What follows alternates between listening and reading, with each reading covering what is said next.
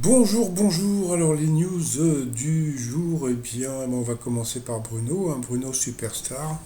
Hier on a pu entendre parler de lui à TPMP. Voilà, Bruno, le Toulousain dépasse le million d'euros, gna gna gna.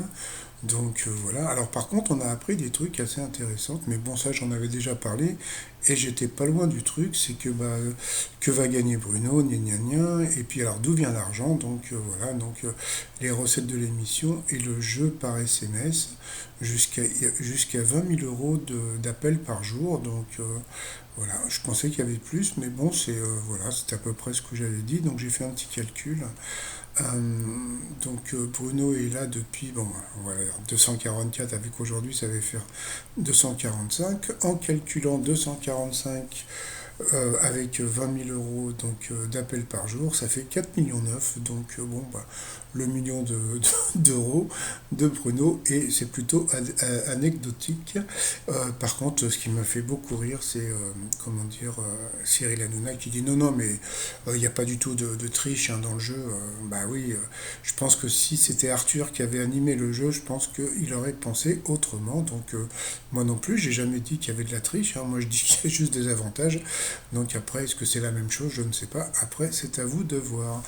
Sinon, l'humiliation du jour, c'est pour Nagui. Voilà, Nagui qui avait son prime avec un super décor, etc., etc. Voilà, donc il a été relégué en deuxième partie de soirée le vendredi.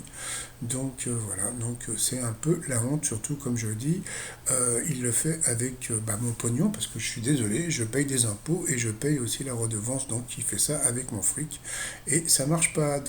Tiens, en parlant d'émission, donc ça y est, j'ai envoyé mon émission à ce monsieur, donc c'est le PDG d'M6, Nicolas de Taverneau, et mon projet, je vais en parler bientôt sur ma chaîne. Pourquoi je vais en parler? Parce que ça va me servir de copyright quelque part. Parce qu'on ne peut pas vraiment déposer un projet à l'INPI, etc.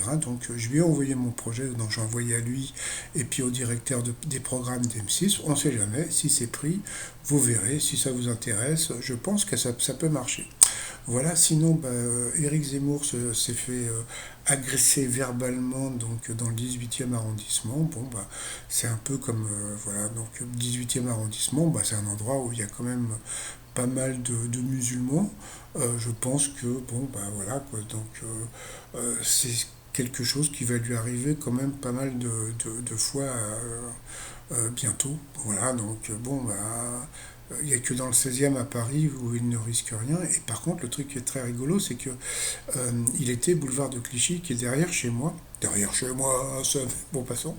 Et boulevard de Clichy, je vais vous le donner 1000. Qu'est-ce qu'il y a? Et ben regardez. Et oui, c'est le boulevard de Clichy, c'est où il y a Pigalle, etc. Et puis, qu'est-ce qu'il y a d'écrit? Ex-shop. Voilà. Alors j'en ai fait un nouveau t-shirt, la frange aux Français.